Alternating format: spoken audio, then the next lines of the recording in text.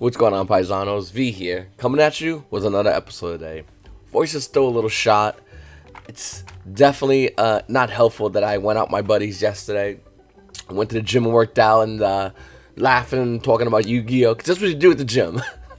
Yeah, I'm here, and even though my voice is shot, I'm still interested in the market, and I'm hoping you guys are as well. But before I begin, please make sure to hit the subscribe button, hit the like button, and comment down below. If you have any questions, type in hashtag Q for V, and I would love to answer it at the end of my next market watch. Guys, the market is pretty much set right now as far as meta cards. Every kind of meta card has its current price point, and I'm already looking at past that. I think a lot of Yu-Gi-Oh players are doing that as well. I think a lot of Yu-Gi-Oh players know this is the market, this is a meta. We're going to enter this into nationals, and then right after that, it's World Celebration, which once again would probably be around the same kind of meta, maybe little changes here and there. And then we go right into regional seasons. But before we enter into regional season, I think it's really fair to say that we're going to be seeing a ban list change. And that's kind of a big deal. I think the ban list change has a lot to do with what's going to be coming off the ban list or going on the ban list. Here in the market, I like to look at ban cards as well as cards that might have a chance of coming unbanned, as well as cards that are just not being looked at right now. I love doing that, actually. It's the reason why I started these videos, because I felt like there were a lot of cards that people weren't looking at. Everyone was focusing, hyper-focused on the meta. Casuals was focused on random casual cards, but yet there was these cards that are just not being looked at. Well, here in the market, here what I have today is those cards. We're going to see some prices that's just moving all around, and whether you agree or not agree with them, and check them out. And I would love to, like I said, read what you guys have to say about this, definitely in the comment section down below. Cards like Vanity's Emptiness. Now, I know a lot of Yu-Gi-Oh players will go, well, V, I don't like Vanity's Emptiness. It's broken. Yeah, I know. But we have a lot of broken cards in the market. We have a lot of broken cards in the game right now. Like, no one could say that this game is very fair. It's balanced, but fair is definitely not what this game is. It's fun to say fair and balanced in this game, but it's really not fair. And that's not a big deal. It's not. That's totally fine. I don't mind playing a game which we're all like at Super Saiyan level with deck-wise, because it makes it also easier. So when you're packing your deck up at the end of a match, the guy doesn't start complaining because he's playing Orcus and you're playing Strikers, and he's like, your deck's so unfair. It's like, yeah, yours too.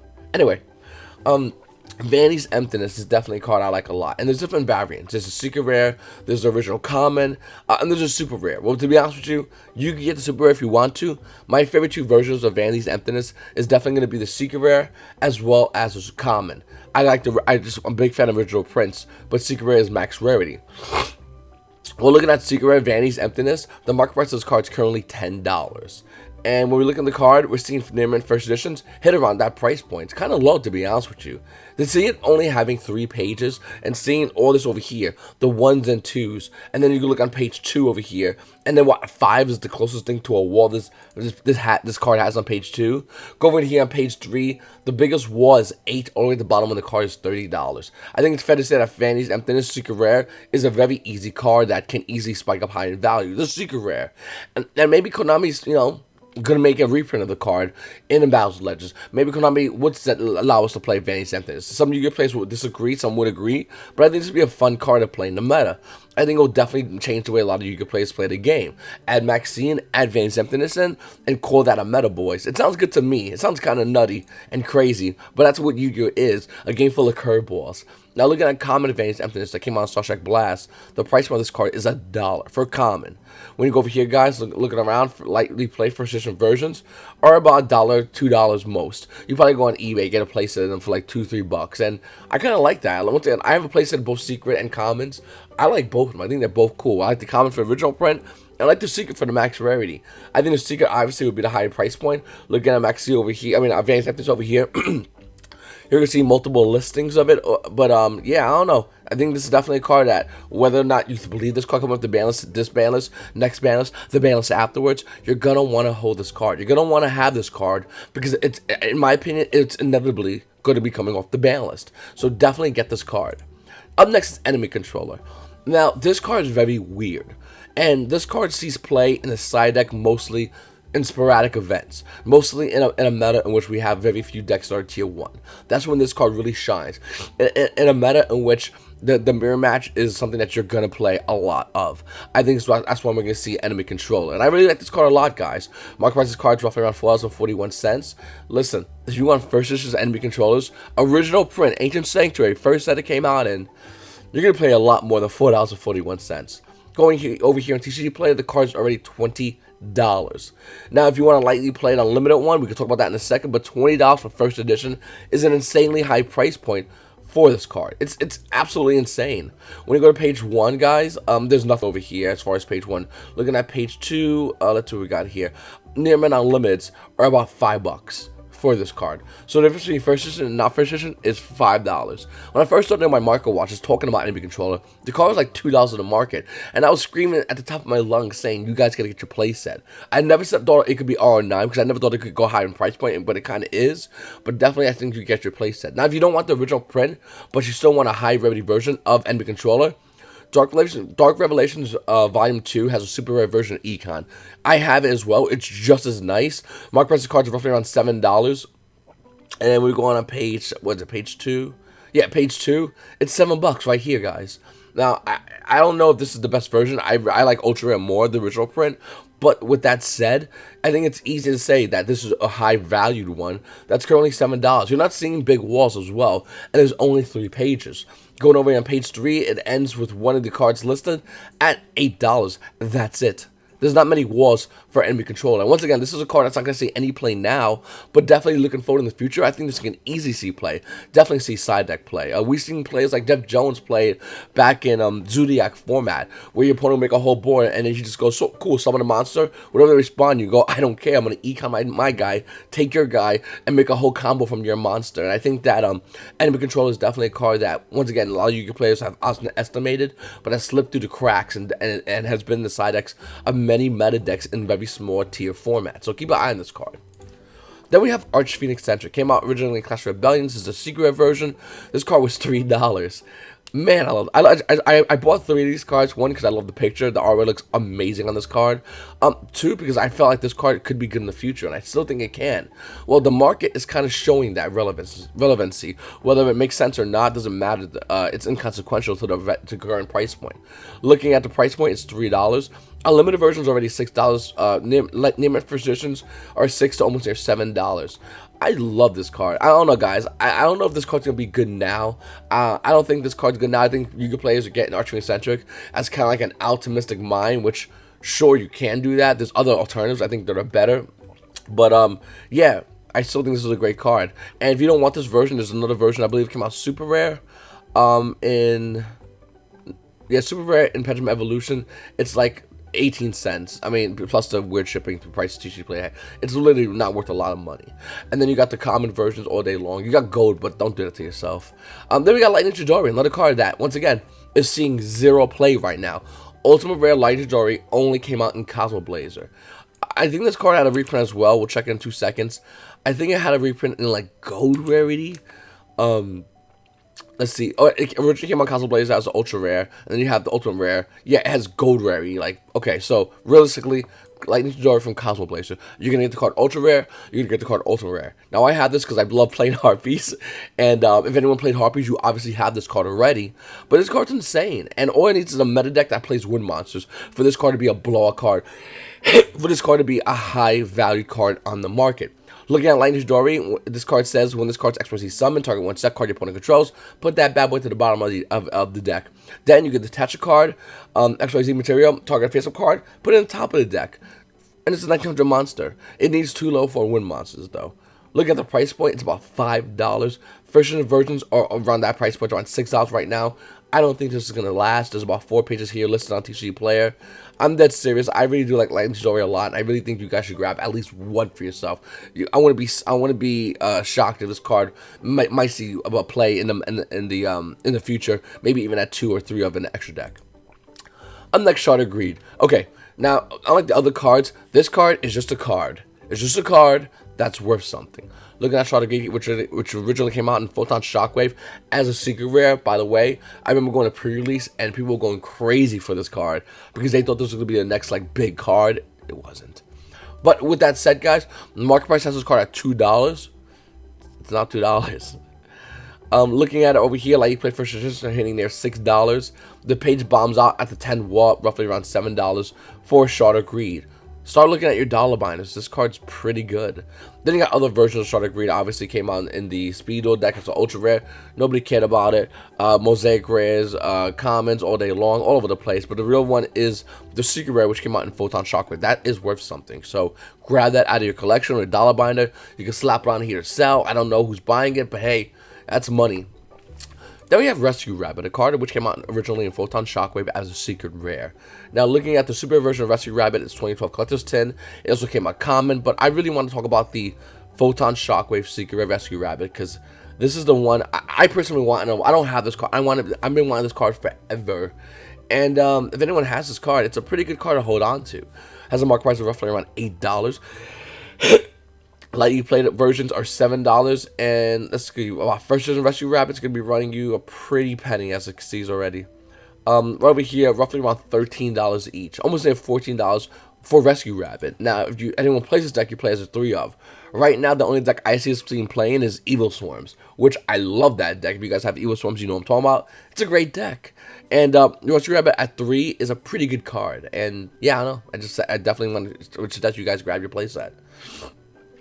Then it's finally time to talk about Maxi, and how the fact that we're going to be getting a ban list coming up soon. It's inevitable. We thought this last ban list Maxi was going to be a good card.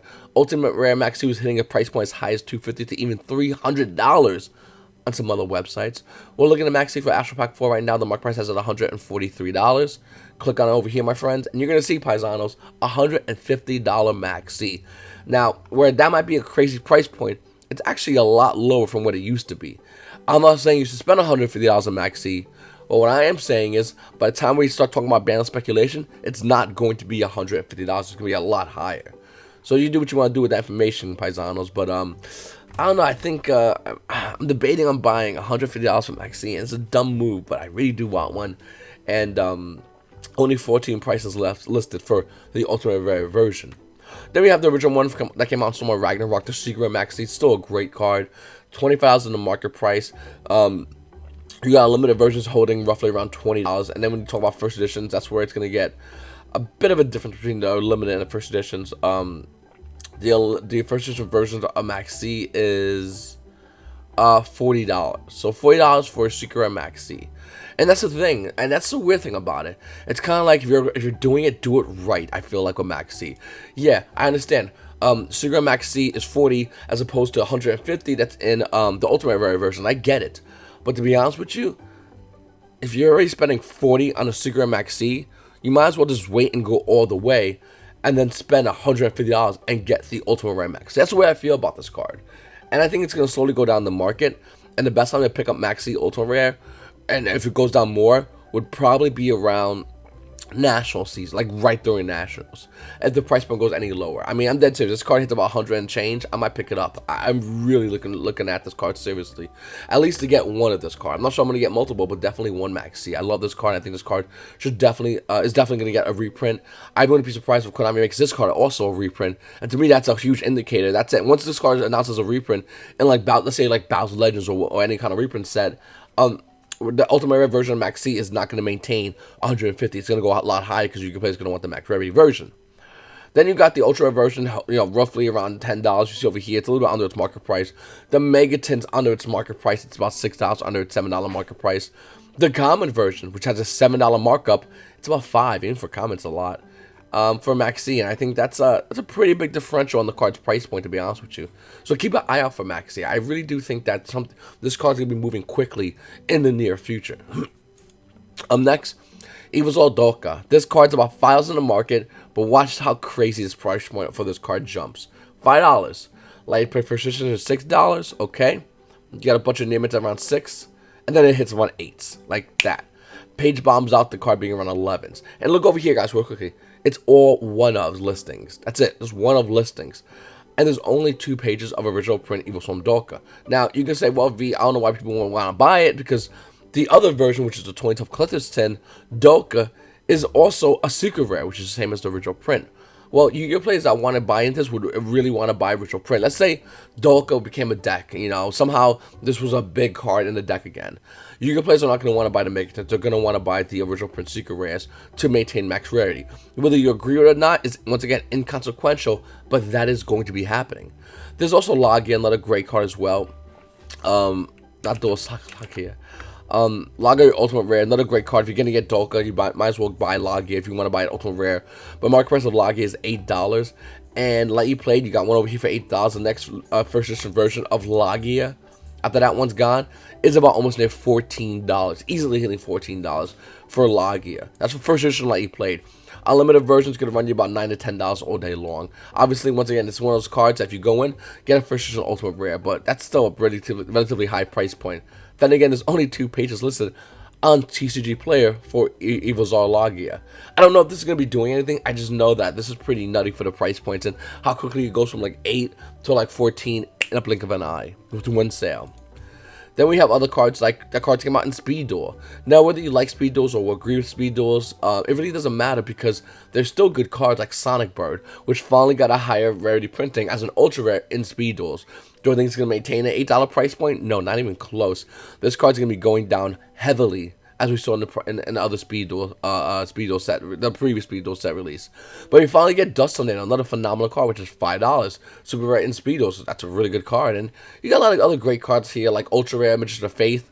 You get the Super Rare original ones that are insanely high in value, or you get Speed Duel, Ultra Rare, and Magician of Faith for your GOAT deck. You tell me what you want to buy, but Speed Duel has a lot of cool cards in it as far for regular Yu-Gi-Oh. Now, as far as Speed Duel format, I think it was in Germany. We saw, if anyone cares about this, I care about this, but anyone can. As far as what we saw in Germany in Speed Duel format, Blue Eyes White Dragon was not the blowout deck. It wasn't. It was actually, I think, Gravekeepers won that event, and then Amazons came right behind it, which is a tiered deck in the meta. So, is Gravekeepers a meta deck in Speed Duels? I would love to know. Like, I love Speed Duels, and I have a lot of Speed Duel decks, and I have a lot of guys in my shop that like Speed Duels, so I want to know if anyone else playing Speed Duels, did that kind of catch you off guard? Because it caught me way off guard that Gravekeepers did anything, as opposed to not only just Blue Eyes, but Amazon. That's kind of weird and cool at the same time. Then we have Overdrive Teleport, a card I always keep talking about because this card is such an enigma in its price point. Has only 1 printing in Crossroads of Chaos. Market price of this card is roughly around $5.50. Let you play Unlimiteds. We're seeing this card about 9. So we're off the gate. Boom. There's only 3 pages, and there's no first editions listed on the page that are let you played at all to start. Second page has 1 let you play listing at $17. Then you go over to page 3, and then it just look at this. Once again, look at the numbers of what's listed. It's not many, but the price point will be hovering roughly around $18 to $20 for an Overdrive Teleport. A card on which is price point marketed is about $5.50, which is definitely not. We also have Mermaid Abyss Lindy, and I think this is going to go up in value. We got original version, ultra rares, that's only 24 prices listed, but then we have the ultimate version, which has 17 price listings. And this is kind of important, guys. A card ultimate rare with a market price of $6, you expect to kind of hover around there. And if you said let you play unlimited, well, sure, you're right, but it slowly starts going higher in value. Let me show you something real quickly. Lightly played first edition versions are $7.50. Then we go on page 2, because that's the other first edition versions, $8.50. One listing, by the way. Then the next one over here is roughly around $9, and that's it. Unless you want a German first edition Mermaid Abyss Lindy, there's only 3 of them listed. They're sporadic in their price points, and there's a bunch of unlimited versions listing. Now, I don't know what's happening with Mermos. I love Mermos a lot. I'm not gonna pay absorbing a price point for Abyss, Atlantean Dragoons, which is slowly going down in value. This card used to be like a $90 card. You can still see it over here, remnants of its high price point. But it's roughly around $75 to $80 for this card. If you want to buy a playset, it'd be about roughly around $80, averaging the price point for a Dragoons. This card price point makes 0 sense to me. Even though I like Mermails a lot, I'm not going to pay this absorbent amount of price point for Mermails. But I do think it's a cool deck, and I like the deck a lot. It's a shotgun deck. One of the original shotgun decks, and a deck that still sees amount of play to this day. You can argue, hey V, Mermails is still seeing play because we got Mermail Orcus. Sure, I agree with you, but it's not enough to merit this card having, or any of these cards having a high price point, a real big chunk of the listings of them are just gone because Yu-Gi-Oh! Players just have them. And it could be because of Marine Sets. Yu-Gi-Oh! Players are like, well, I'll get Marine Sets. I'll play Marine Sets. Sure. But if you're doing that, you're doing it wrong. The cards you want at Marine Sets, and if I'm mistaken, once again, guys, comment down below and correct me, but it's Swap Frog. Swap Frog is going to be hitting like $80 easily due to Marine sets. Once again, OTS Tournament Pack 3 is not many listed. There's just none in the market. Ultimate Rare Swap Frog is already hitting about $64 on the listings. You got one guy having a lightly plated one over here for around 60. After that, the price point easily goes down and hits some pretty high numbers. We're seeing playsets and 2s listed all over on page 1, bombs on at $80, and then a wall of, if you want to call it that, 6 of them at $90 on page 2. I think Swap Frog is probably the best card to look into if you're looking to play Marine sets. And if you don't want to get this version, there's the other version, which unfortunately came out common. And the reason I say unfortunate, because it's a relatively expensive common. It's about $3 for an unlimited version of Swap Frog. Hopefully Konami, once again, reprints this. This is a great reprints targets in Battles of Legends. Hopefully this is not a reprint target as a secret rare, so your players aren't opted to have to play a common or ultimate rare, because a pretty big distinction in rarity for a new set coming out. Magical Musketeers is another deck I love so much. I'm a big fan of this deck, and I'm really biased when I talk about anybody with Magical Musketeers. Whenever anyone talks to me about this deck, I always say this deck is amazing. I do love this deck a lot, and I really wish Musketeers got more support. I know we just recently got a card for the deck that came out, which is really good. It allows you to play finally Xerxes, if that's his name, but a really broken Magical Musketeer card that has a super rejuvenation effect for all the Musketeer spells and traps you play at the end of the turn, which is amazing.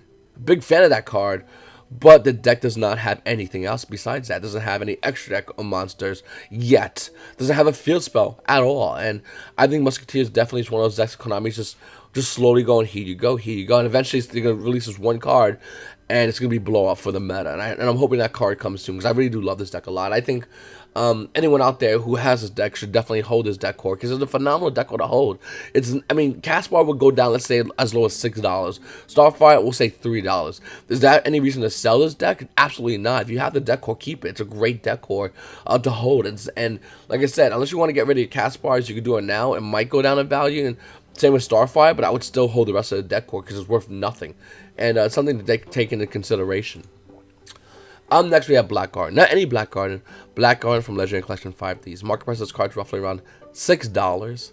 And we're seeing it here for around $5 for Blackguard, right? Right? No.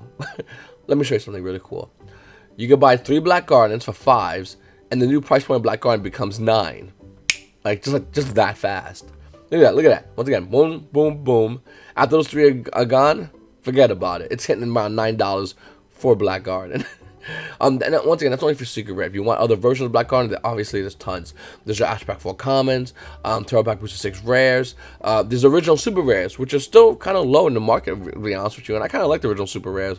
Market price is roughly around $1.50. Unlimited versions are hitting near about $1.50. First edition versions might be a little bit different. It might be running you about $3. Or is it about $3? Let's see. Or is there a huge distinction in first editions? Actually, don't know this. First edition over here, this one over here for $5. After that one is another one here, roughly around $5 as well. Okay, so about anywhere from $5 to $6 for first edition Blackguardians. That's kind of reasonable. I mean, you either buy that or you buy that playset of secret rares that, if you're watching this video right now, most likely is gone already. Common question of the day comes from Paisano Eledge. LG. Paisano Sanchez. He says, #Q4V. Do you think the 2019 Battles of Legends is a good set to invest in cards on? And do you think cards in Dane will go up in the future? So I'm asking this again like I did in the live chat you did before this video got off your live chat and couldn't listen to your advice and response. Thanks, man. Keep up the great Market Watch content. No problem. Okay. So I think it's fairly reasonable to say the past 2 Battles of Legends sets have been amazing. As far as the current price points of having good value, as far as future price points. And I think that's a great indicator of what we see here in this third Battles of Legends set.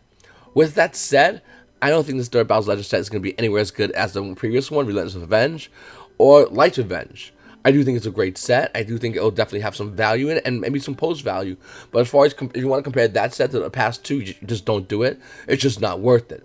You know what I'm saying? This is the third best set, most likely, from what I can see. The second best being the last set, and the original set being the most valued set as far as current and then future potential value. But I definitely do think there'll be money in Battles of Legends. I think it's nonsensical to believe that the set's going to die out quickly. And we're not going to have a dual power situation in which everyone's going to go in hard, because once again, you can place are afraid of the balance and the changes of the meta. So I definitely think this Battle Legends set is definitely a good set to invest in. Absolutely. To answer your question, I just want to give you the whole reasoning of why I came to that conclusion. As far as cards in Dane that will go up in value, I think 2 cards that are really low right now will definitely maintain, if not go up in value, if Konami doesn't reprint them, which I don't think it's going to happen. Number 1 is going to be Crackdown. Crackdown is going to be like Red Reboot. It's going to be $5. And number 2 is going to be Mystic Mime, because unless Konami checks his deck in the balance, I don't think they're going to. They should, but I don't think they're going to. I think Mystic Mime also is going to have a increase in value. Hopefully I'm wrong about those 2 cards, but I don't think I am. I think those 2 are definitely going to have some value and potential play. There's other secret rares that we can talk about as well, and I talked about in the past in the market watches. Check them out, and I'll probably in the future talk about more of them again, about what I think about certain cards. But the first card that comes to mind is Nightmare Incarnation Idly. I think it's a great card, highly underrated card, and I think a lot of Yu-Gi-Oh players know that already. And sorry about my throat is killing me. They know that already. I think some Yu-Gi-Oh players that have that card just holding the card just in case. I think Yu-Gi-Oh players can speculate that it can see play in the future. And once again, I think it's a great looking card. Definitely good looking artwork. But hopefully, to answer your question, thank you once again, Paisano Sanchez. So guys, before I end this video, let me just show you something real quickly. Konami, Konami price support, we all know is lackluster. We all know it's not as good as what it could be. I think it's fair to say that, right, guys? And to see Konami price support be that bad, it's kind of shameful, because the game's doing phenomenal. The company's making a ton of money, hand over fist. You would think a little bit more love is given to the price support. Before I show you something next, let me just talk about something quickly. I was 2nd place at a regionals back in August, forever ago, and I played Alta Guys. Last round, I was on table 2. Okay, number 2, I played against my opponent. I beat said opponent. So you would think I would make top 4. That was for the Boris Sword mat. Well, I always came in 6th place, even though I won my game on table 2. And everyone else played their games on. Nobody really tied. I saw them clear as day. So nobody tied. I played, and I won a Boris Sword mat. And I was pretty excited, but I was really upset at the same time, because I felt if you're in table 2 and you won, well, you're sitting next. You're a pretty high seed already, and you win your match. That's almost a shoo-in for top 4. Well, I wasn't. I was given 6th place.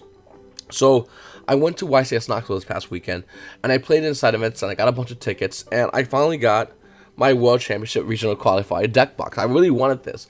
Now, I know this was a horrible deck box. I know the promotional products from Konami is definitely lackluster, but I definitely wanted this because I felt like I deserved it. I felt like it was owed to me, so I got it. Awesome. Well, the minute I went home, and I still have my plastic over here, by the way, guys. I was going to talk about this in yesterday's market watch, but I wanted to see something real quickly. The minute I went home, this happened. The deck box ripped over here at the seams. It actually ripped up. The minute I opened it, by the way. It wasn't like I ripped it hard open. It was like I'm jacked and just Iron Man, Hulk, whatever, ripped it open. I just ripped it open. And you can see right there, inside of the 2 cheap, the whole cheap material. The material, by the way, still feels cheap. And I posted a lot of pictures. And I posted this in the judge group. And I was wanting to see if what happened with other fellow judges. What happened with them? If this happened, if this is just an isolated incident of just a bad quality deck box given to me, given the benefit of the doubt. Well, no, this is not. One guy already said that happened to me when I staffed the YCS. LOL. Easier to glue it back down yourself. Price support. It's easier to fix the price support. You can contact Konami Customer Support. Nobody can help you with this. But it's not true. Konami Support won't do anything, by the way. I'm still waiting for for them to contact me back about this situation. Happened to me once. Just used super glue and never had an issue afterwards, which I definitely use. I use super glue, and it's kind of working. The magnet's really weak, but sure, it kind of works. And then Julia of the group says, "Come on, guys." I says over and over again, "This is not Facebook Konami customer service." And I go, "Okay." And this post is deleted, by the way. It's not on the group anymore. Then you got things like this, judges on scooters, which I don't think I could play anyway if I wanted to show it to you. But mix it out actually, because I don't want to get in trouble with Facebook or anything like that. But judges on scooters, but that's okay. I'm talking about an issue such as bad price support isn't, which once again I understand it's a judge group, but it's just something weird. Anyway, guys, let me know if this happened to you guys. Let me know if I'm not alone in this. If this is not just me and my buddy over here, Dave. If other people have had these issues. If other paisanos have gotten a win at a Konami Regionals, blown everyone out the water, only to get a deck box fresh out the package, by the way. And this little rip happened to them. This deck box already is peeling. I'm not sure if you guys can see that fully. Hold on one second. I'm not sure if you guys see it. It's already peeling already right here. Over here on the sides. Like, this is a horribly made product. This product is horribly made, and there's no excuse for a bad product that Konami has done. I'm hoping Konami, and once again, I get an email back from Konami, but not just me, but anybody else who has had this issue, and we could get a better quality product. We deserve it. We played, I played, my regionals roughly around 300 people. I think a lot of other Yu-Gi-Oh players have probably played a regional around that amount, maybe even higher if you played in California. Top 4 get one of these deck boxes. These should be amazing. These should be just as good, if not better, than the Ultimate Guard deck box. And I might do a deck box review in the future once I hear back from Konami and hopefully get a replacement product. If not, I'm definitely going to give a review on this deck box as opposed to this deck box and what I think about the other deck boxes in the game, because I'm really upset about this, because I feel like I'm not alone about this. I always heard about this, but I always thought it was maybe a very isolated incident and you could always call Konami to rectify it, but who knows. Once again, thank you, Paisanos, for watching my video. I really appreciate it. Guys, the channel's been doing great, and you guys have been doing amazing. I do just want to say thank you to everybody who's been watching the content, been going out to the local, telling their buddies, and telling more friends, and getting more Paisanos to join in on the market watch, and I really appreciate it. It's your boy V, and you Paisanos have a great day.